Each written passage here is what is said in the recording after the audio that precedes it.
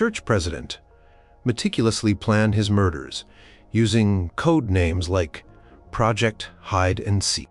A charming children's clown buried over 24 young men beneath his suburban home. A respected CIA counterintelligence officer sold secrets to the enemy for years, leading to the deaths of at least 10 agents. These aren't plots from movies. They are the real lives of people who manage to fool everyone around them, sometimes for decades.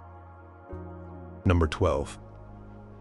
The opera singer who fooled a diplomat and became a spy. Shi Pei Pu was a male opera singer from Beijing, China. In the 1960s, he met Bernard Borsicot, a young French embassy accountant. She told Borsicot that he was actually a woman forced by her father to live as a man to inherit family property. Borsicot, captivated, began an intimate relationship with Shi. This relationship spanned 2 decades. Shi Pei Pu maintained the elaborate deception, even telling Borsicot he was pregnant. Later, she presented Borsicot with a son, Shi Dudu, a boy purchased from a doctor in China. She explained that their son had to be hidden for safety. Throughout their relationship, Borsicot believed she was a woman. Meanwhile, Shi began to pressure Borsicot to provide classified documents from the French embassy, claiming it was necessary for their protection and the protection of their son from the Chinese authorities during the Cultural Revolution. Borsicot, deeply in love and concerned for his family, complied, passing sensitive information to Shi, who then gave it to Chinese intelligence services. The couple and their son eventually moved to Paris in the early 1980s. Their double life unraveled when French authorities became suspicious of Borsicot's activities. In 1983, both Shi Pei Pu and Bernard Borsicot were arrested and charged with espionage. During the investigation and subsequent trial, medical examinations revealed conclusively that Shi Pei Pu was biologically male and had always been male. He had never given birth. Shi Dudu was not his biological child. Borsicot claimed he was utterly deceived and had no idea she was a man. Shi Pei Pu reportedly told doctors he had managed to hide his true sex by convincing Borsicot of Chinese customs of modesty and through carefully managed intimacy. Both were convicted of spying in 1986. Shi was pardoned in 1987, and Borsicot was pardoned a few months later. Shi Pei Pu remained in Paris until his death in 2009. His story inspired the famous play and film M. Butterfly. Number 11. The Great Impostor, who became a surgeon, monk, and more. Ferdinand Waldo Demara Jr. was a man of many talents, none of which he officially possessed. To the world, at various times, he was Dr. Joseph C. Cyr, a Royal Canadian Navy surgeon, Brother John Payne of the Trappist monks, Martin L. Godgert, a zoology Ph.D., Dr. Cecil Boyce Hayman, a college professor, and Ben W. Jones, a prison warden, among other assumed identities. Demara's secret was that he had little to no formal training for these highly specialized roles. He possessed a photographic memory and a high IQ which allowed him to absorb vast amounts of information from textbooks and official documents, then convincingly portray himself as an expert. His most famous impersonation was as Dr. Joseph Cyr. During the Korean War, Demara, using Cyr's stolen credentials, served aboard the Canadian destroyer HMCS Cayuga as the ship's surgeon. He performed numerous successful surgeries, including major chest surgery on several wounded Korean soldiers, sometimes learning procedures from medical textbooks just moments before operating. His surgical skills were reportedly so impressive under pressure that he gained the respect of the crew. He maintained this persona by being affable and seemingly knowledgeable. Demara's various impostures usually ended when his real identity was discovered, often through chance encounters, or when the real person whose credentials he was using became aware of the situation. His stint as Dr. Cyr ended when the mother of the real doctor, Joseph Cyr, read about the heroic naval surgeon's exploits in a newspaper and alerted authorities. Despite his deceptions, Demara often left a positive impression on those he'd fooled, sometimes having performed his duties remarkably well. He was caught multiple times, but often received light sentences or simply moved on to a new identity. His life was documented in the book The Great Impostor by Robert Crichton, which was later adapted into a film. Demara seemed driven more by the challenge and the desire for acceptance than by malicious intent or financial gain, though he did commit fraud. He spent his later years as a Baptist minister, a role for which he actually received a certificate from a small Bible college. Number 10. The widow who lured suitors to their deaths on her farm. Belle Gunness, born Brynhild Paulsdottir Storseth in Norway, presented herself to the world as a hard-working immigrant farmer and a lonely widow seeking companionship in early 20th century Laporte, Indiana. She placed matrimonial advertisements in Norwegian-language newspapers across the Midwest, inviting lonely, prosperous bachelors to visit her farm, often suggesting they bring their life savings to invest in her property.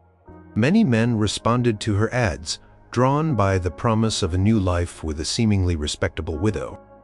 To her neighbors, she was a strong, capable woman running a large farm, though some found her somewhat coarse and imposing. The secret Belle harbored was far more sinister. The suitors who arrived at her farm with their fortunes often disappeared without a trace. Belle would explain their absence by saying they had simply left, perhaps for another town, or to return home. In reality, she was systematically murdering these men, and sometimes their families if they came with them, poisoning them or using other violent means. She would then take their money and valuables and bury their dismembered remains on her farm, particularly in her hog pen and a garbage pit. It's also strongly suspected she murdered her first husband, Mads Sorensen, and her second husband, Peter Gunness, as well as several of her own children and foster children, often for insurance money or to eliminate witnesses. The double life of Belle Gunness began to unravel after the brother of Andrew Helgelien, one of her missing suitors, became suspicious. Assel Helgelien had corresponded with Belle and his brother, and insisted on an investigation after his brother vanished shortly after arriving at Belle's farm with his life savings. In April 1908, the Gunness farmhouse burned to the ground. The bodies of what were believed to be Belle's children were found in the ashes along with the headless corpse of an adult woman initially presumed to be Belle herself. However, doubts about the identity of the headless woman arose due to discrepancies in measurements. Excavations on the farm, prompted by Assel Helgelien's persistence, soon uncovered a horrific scene, a mass grave containing the remains of numerous men, women, and children. Estimates of her victims range from 25 to over 40. Whether Belle Gunness died in the fire or faked her death and escaped remains a mystery, though sightings of her were reported for years afterward. Number 9. The Parisian doctor who offered escape but delivered death. Dr. Marcel Petiot was a well-regarded physician in Paris during the German occupation of France in World War II. To many, he seemed like a patriot, a man willing to risk his own safety to help those persecuted by the Nazis. Cultivated a reputation for running an escape network, codenamed Flytox, that supposedly smuggled Jews, resistance fighters, and others wanted by the Gestapo out of France to safety in South America or other neutral countries. People seeking escape were told to bring their valuables, cash, jewels, documents, which Petiot claimed would fund their journey and new lives. He charged a hefty fee, around 25,000 francs per person, for his services. The horrifying secret was that Dr. Petiot's escape network was a complete fabrication. There was no route to safety. Instead, he lured his desperate clients to his townhouse at 21 Rue Le Sueur. Once there, under the guise of giving them inoculations required for travel, he would inject them with poison or direct them to a gas chamber he had constructed in a triangular room, visible only through a peephole. After they were dead, he stole their possessions and disposed of their bodies. He dismembered some, dissolved others in quicklime in a pit in his cellar, or burned them in the coal stove in his basement. He meticulously kept records of his victims' belongings.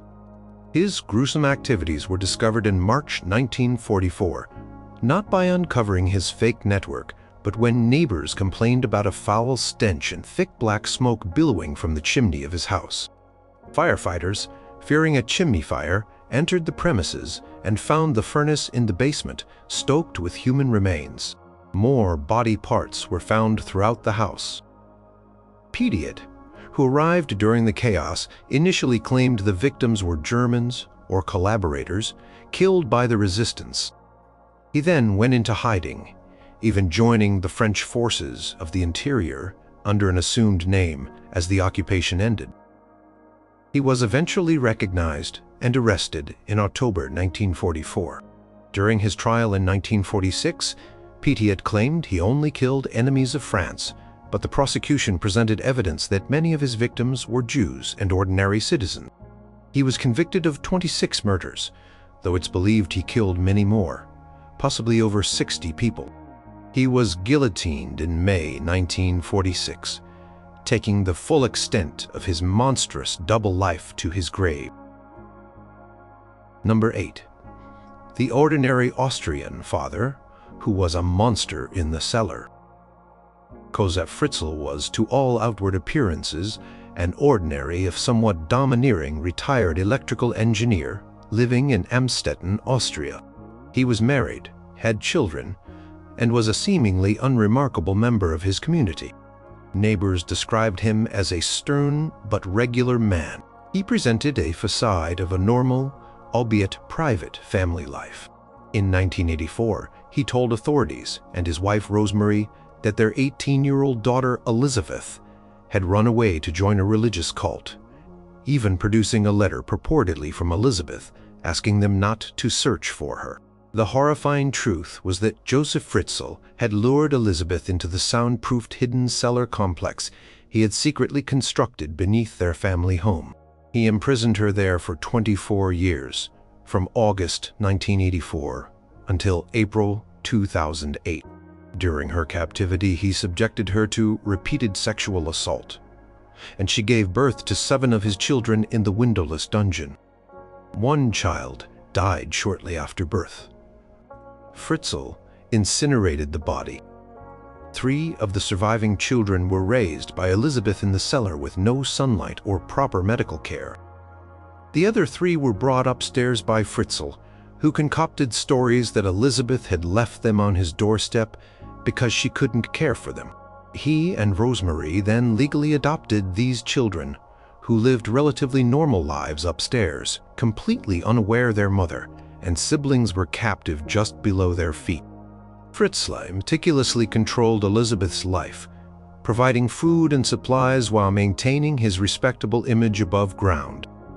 The elaborate and cruel deception finally ended in April 2008, when Kirsten, the eldest of the children raised in the cellar, then 19, fell critically ill. Elizabeth begged Joseph to get her medical help. He eventually agreed, and Kirsten was taken to a hospital. Doctors, puzzled by her severe condition and lack of medical history, appealed publicly for her mother to come forward.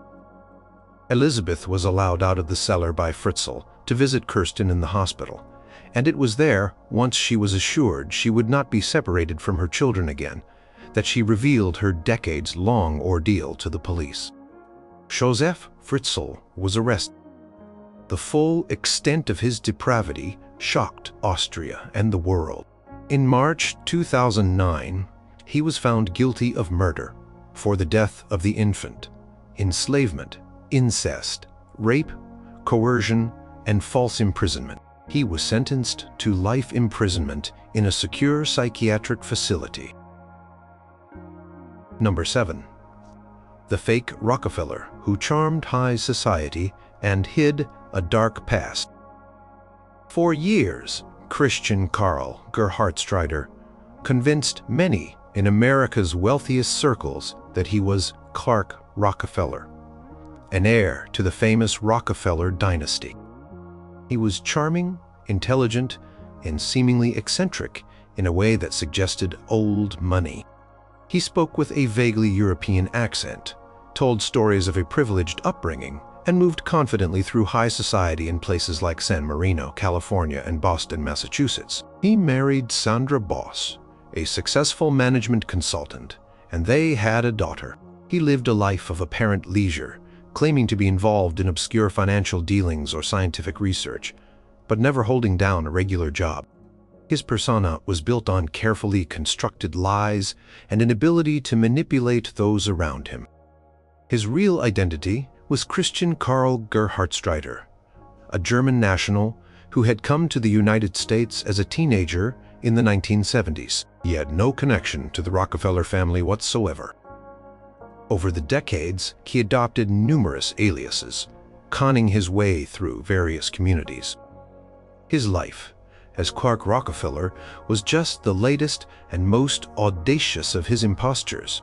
The financial support for his lifestyle came primarily from his wife, who earned a substantial income. He managed to maintain the ruse by being evasive about his past and using his supposed Rockefeller status to open doors and gain trust. The elaborate facade began to crumble during his divorce from Sandra Boss in 2007, when she was granted full custody of their daughter Ray, nicknamed Snooks, Gerhardtstrider, in violation of the custody agreement, abducted the child during a supervised visit in Boston in July 2008.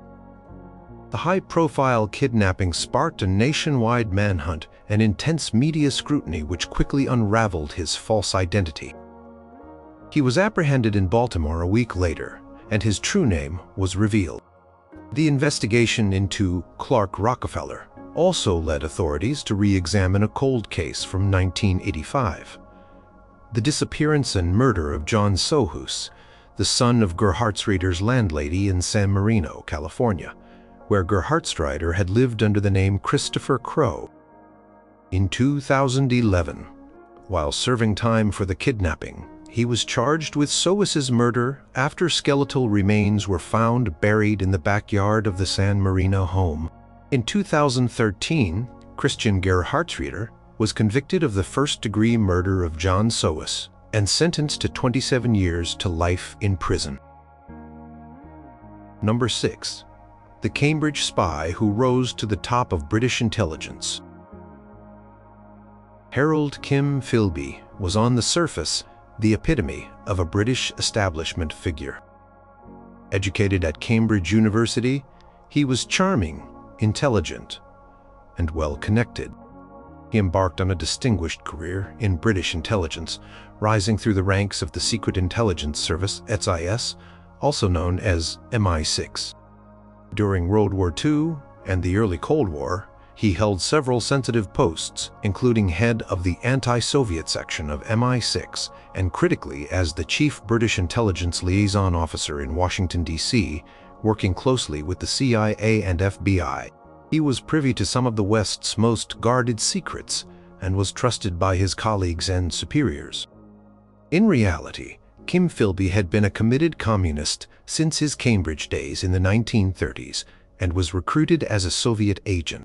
He was a key member of the Cambridge Five, a ring of spies that included Donald Maclean, Guy Burgess, Anthony Blunt, and likely John Cairncross, all of whom passed vital intelligence to the Soviet Union for decades. Philby's position within MI6 allowed him to betray countless operations, compromise Western agents, many of whom were caught and executed, and inform Moscow about British and American intelligence strategies. He skillfully navigated suspicions, using his charm and intellect to deflect accusations, and even participating in investigations into the very leaks he was responsible for. He betrayed a major Anglo-American operation to overthrow the communist regime in Albania in 1949 by sending Albanian agents to their deaths.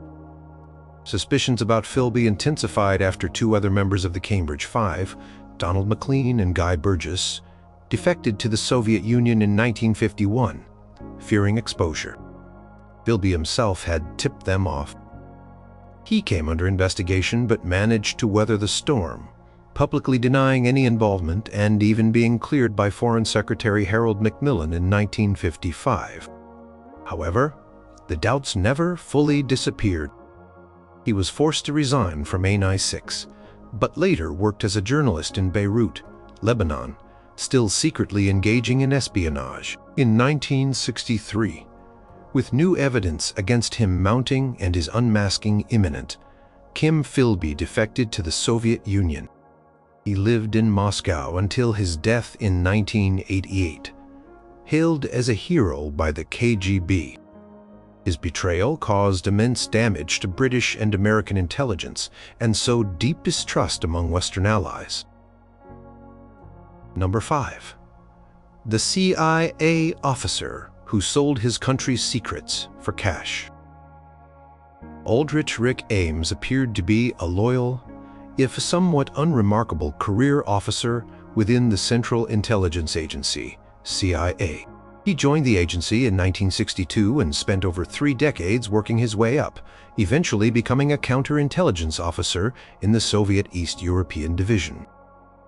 This position gave him access to extremely sensitive information, including the identities of Soviet citizens who were secretly spying for the United States.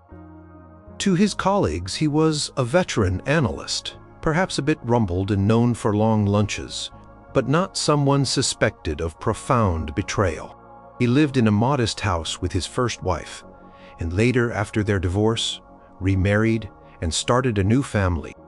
Behind this facade, Aldrich Ames was leading a treacherous double life, motivated by financial difficulties. Following his expensive divorce and a desire for a more lavish lifestyle with his second wife, Rosario Casas Dupuy, he began spying for the Soviet Union in 1985. He walked into the Soviet embassy in Washington, D.C., and offered them classified information for money. Over the next 9 years, he provided the KGB, and later its successor, the SVR, with a vast quantity of top-secret intelligence, compromised more than 100 U.S. intelligence operations against the Soviet Union and Russia, and betrayed the identities of numerous Soviet assets who were working for the CIA and other Western agencies. At least 10 of these agents were subsequently executed by the Soviets. Many others were imprisoned. Ames received over $4,600,000 from his handlers, allowing him to buy a large new house, luxury cars, and expensive clothes far beyond what his CIA salary could afford. The CIA began to realize in the mid-1980s that its Soviet operations were catastrophically failing and that its agents were disappearing at an alarming rate, indicating a serious mole within the agency. A long and difficult mole hunt ensued. Investigators initially focused on other possibilities, but Ames's unexplained wealth eventually drew their attention. His spending habits were flagrantly out of sync with his income. After a meticulous investigation, which included surveillance, searching his trash, and examining his financial records, the FBI and CIA gathered enough evidence to arrest him.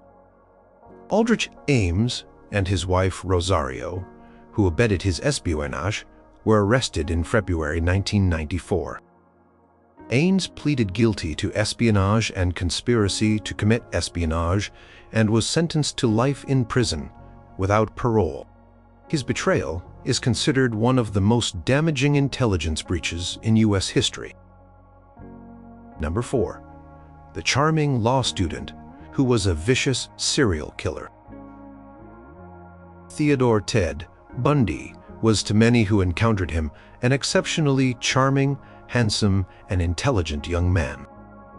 He was well-spoken, did well in college studying psychology, and later attended law school.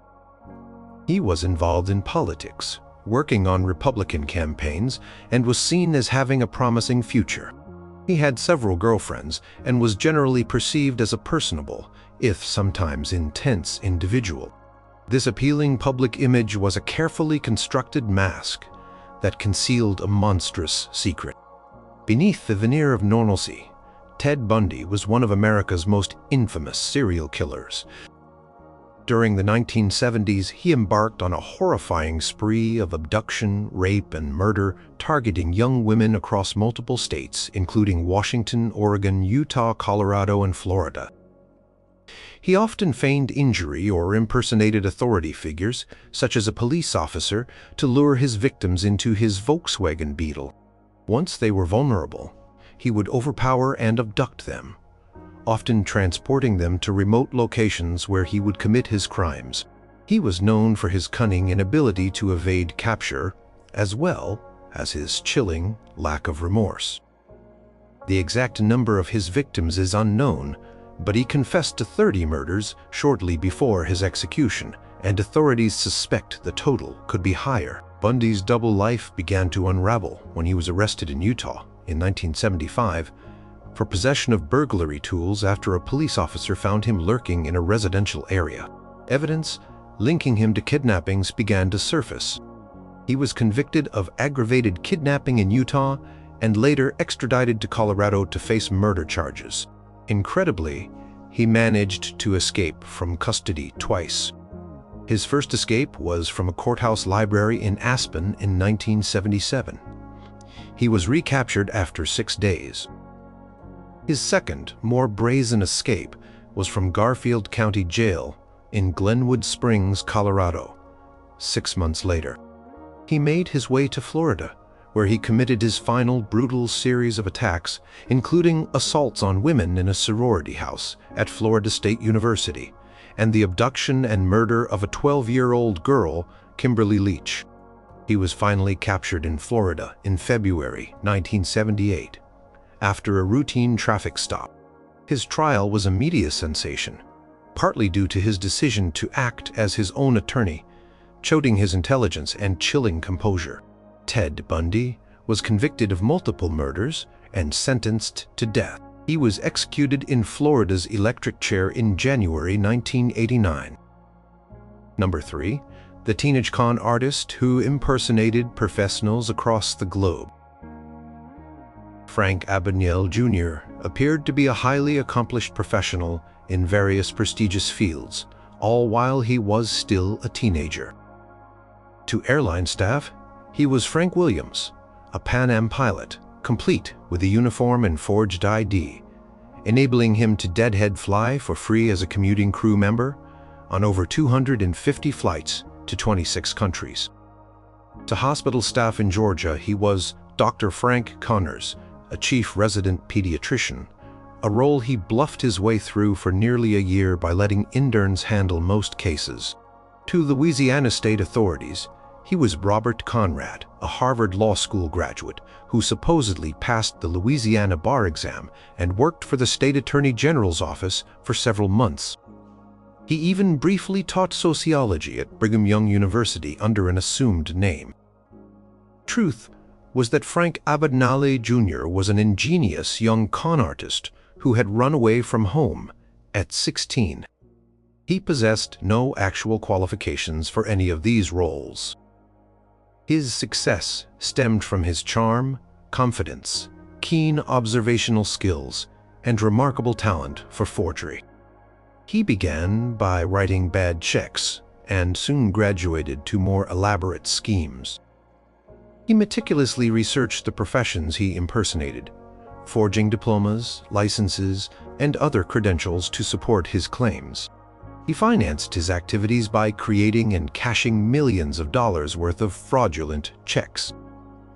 He managed to stay one step ahead of the law for 5 years, constantly changing identities and locations. His elaborate deceptions eventually caught up with him. At the age of 21, Frank Abagnale Jr. was arrested in Montpellier, France in 1969, after an Air France flight attendant he had previously dated recognized him. He served time in French, Swedish, and U.S. prisons.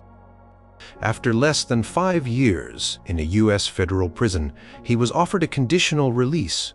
He had to assist federal authorities in investigating and preventing fraud and forgery, free of charge. He went on to establish his own security consulting firm, WWII & Associates, advising banks, corporations, and government agencies on fraud detection and prevention. His extraordinary life story was popularized by his autobiography, Catch Me If You Can, which was later adapted into a successful film directed by Steven Spielberg, starring Leonardo DiCaprio as Avignale. Number 2. The community man and children's clown, who was a prolific serial killer. John Wayne Gacy was a well-known and seemingly active member of his suburban Chicago community in Norwood Park Township during the 1970s. He ran a successful contracting business. PDM contractors, painting, decorating, maintenance. He was involved in local politics as a Democratic precinct captain and was known for organizing neighborhood events, including popular summer parties. Perhaps most famously, Gacy volunteered his time as an entertainer for children, dressing up as Pogo the Clown or Patches the Clown for fundraising events, parades, and children's parties at hospitals. He was married twice and presented the image of a hard-working, outgoing, and civic-minded individual. This public persona was a grotesque mask for one of America's most prolific and sadistic serial killers. Between 1972 and 1978, John Wayne Gacy sexually assaulted and murdered at least 33 teenage boys and young men. He lured many of his victims to his home with promises of construction, work, alcohol, or drugs. Once there, he would often trick them into wearing handcuffs, claiming it was part of a magic trick, before overpowering, torturing, and ultimately strangling or asphyxiating them.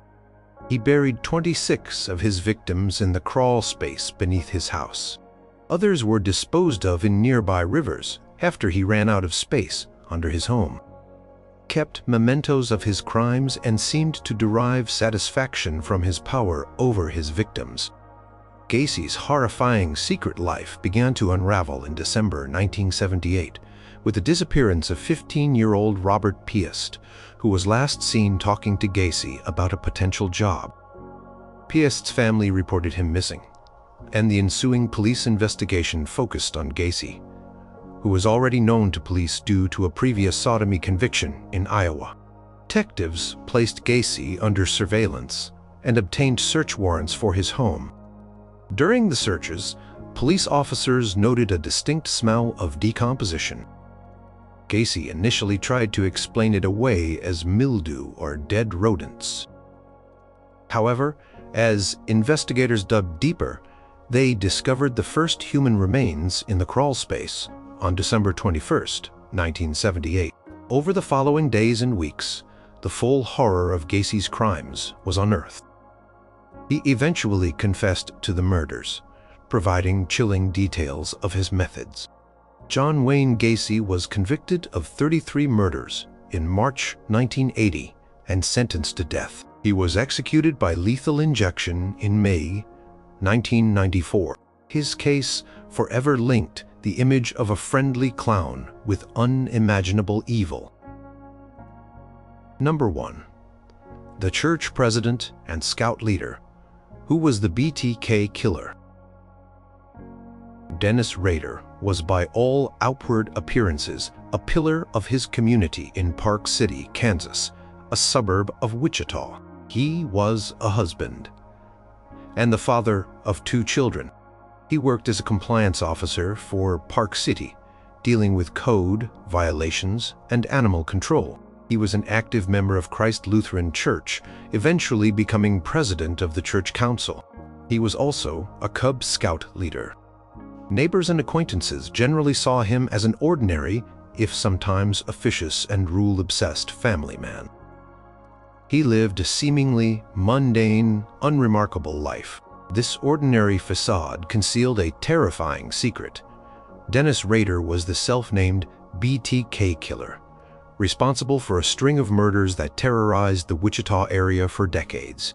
The initials BTK stood for his preferred method: bind, torture, kill. Between 1974 and 1991, Rader murdered 10 people. His victims included families, such as 4 members of the Otero family, in his first known attack. He meticulously planned his crimes, stalking his victims and sometimes referring to his planned attacks as Project, with code names like Project Hide and Seek or Project Cookie. What made the BTK case particularly chilling was Rader's brazen communication with police and the media. He sent taunting letters, poems, and even packages containing items taken from his victims, reveling in the fear he created and the attention he received. After 1991, the BTK killer went silent for over a decade, leading many to believe he had died, moved away, or was incarcerated for other crimes. Then, in 2004, to mark the 30th anniversary of his first murders, Rader unexpectedly resurfaced, sending more letters and packages to local media outlets and police.